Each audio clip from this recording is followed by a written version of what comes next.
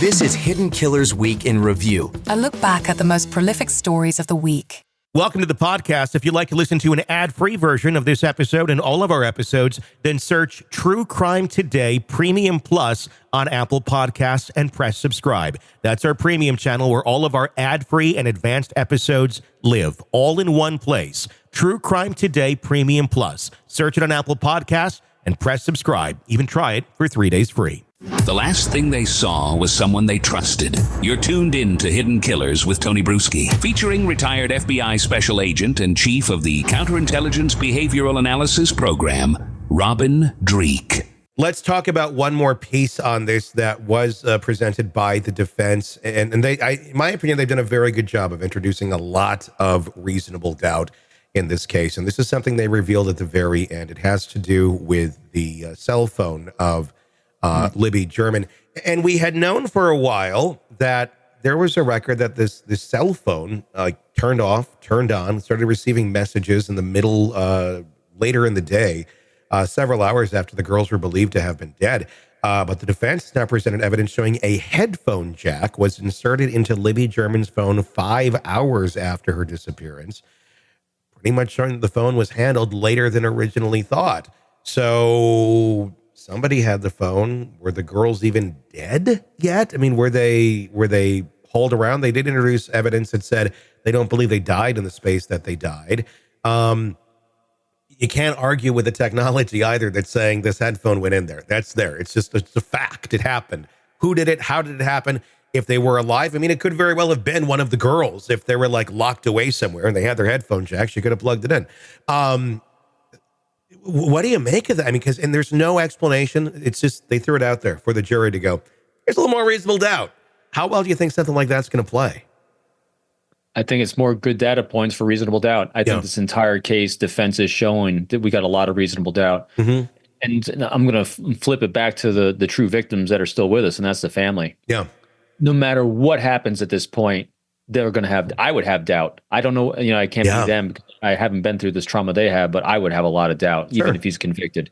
Even if it's a unanimous conviction by the jury on everything, on all counts, whatever. I mean, I personally would have a lot of doubt because I got doubt now. Yeah. And we've really been trying to get everything that the jury's been seeing. Again, we're not in the courtroom, so we don't taste it, touch it, feel it the same way, experience it like they have. But I can't believe they haven't made a bigger deal of his life before this event to show the lack of behavior arc in him to do such crimes. Because everyone that keeps making all the comments on social media, well, it's just this, it's just sexual assault, or it's just control issue. Okay, you're right. It is all those things. Show me how that ties to him. Yeah, exactly. People like this don't just pop one day and go, I'm going to go sexually assault some kids in the woods and then go back to living a completely different life.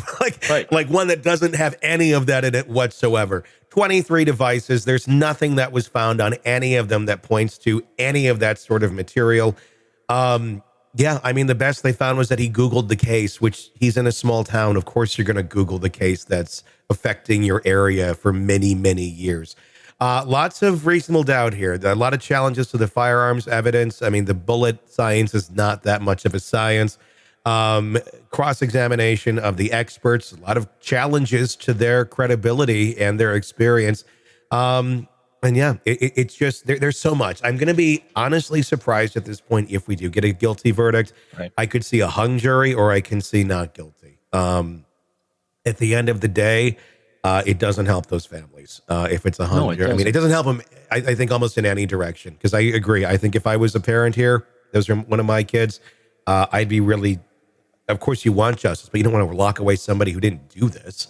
I think you're left there going, wow, the people I trusted to find the killer really didn't do a great job of, if this is the person, truly proving it is, or doing their job to actually find the real one. They went down this road too quick, or because they had no other options after not finding anything. Yeah, as a parent, justice, boy, that's a tricky word.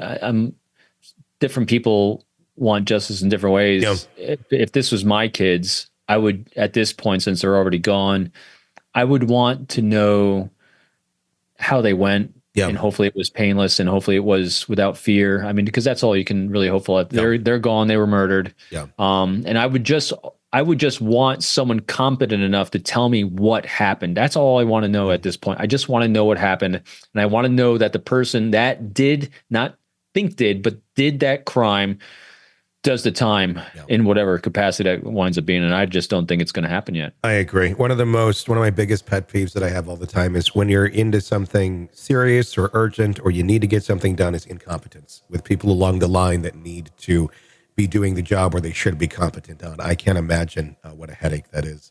And we all have those moments. We all have moments of making mistakes. I'm with you on this one. When you are incompetent by ignorance, you didn't know better, you don't have much time, they've never dealt with a murder before, whatever it is, okay, own it, fix it, and try again. But when you double down on how incompetent you are, that's when people lose faith. People aren't looking for perfection, they're looking for progress, they're looking for an effort, they're looking for transparency, and we didn't get any of that on this case. No, we certainly did not. Robin Drake, retired FBI special agent, chief of the counterintelligence behavioral analysis program, and yes, author of this book, which is also the graphics hanging behind his head. It is very good. I'm just beginning to get into the audiobook version, but I love it. I loved all of your books so far. Sizing People Up, another great one, by the way. Check it out wherever you get your books, and learn to be a smarter, better human being from the mind of Robin Drake. Always a pleasure. Thank you, Robin. Thank you, Tony. Welcome to the podcast. If you'd like to listen to an ad-free version of this episode and all of our episodes, then search True Crime Today Premium Plus on Apple Podcasts and press subscribe. That's our premium channel where all of our ad-free and advanced episodes live, all in one place. True Crime Today Premium Plus. Search it on Apple Podcasts and press subscribe. Even try it for 3 days free. You're in the thick of a true crime saga, every detail sinking in, and then, wham, a commercial about something you couldn't care less about. It's like being served a microwaved dinner at a 5-star restaurant. But it doesn't have to be this way. Go for True Crime Today Premium Plus on Apple Podcasts. With True Crime Today Premium Plus, you get uninterrupted, ad-free episodes, extended interviews that dig even deeper into the muck, and early access so you can brag to your friends. It's like ordering the secret menu at a crime buffet. So, search for True Crime Today Premium Plus on Apple Podcasts, subscribe, and savor every twisted detail without interruption.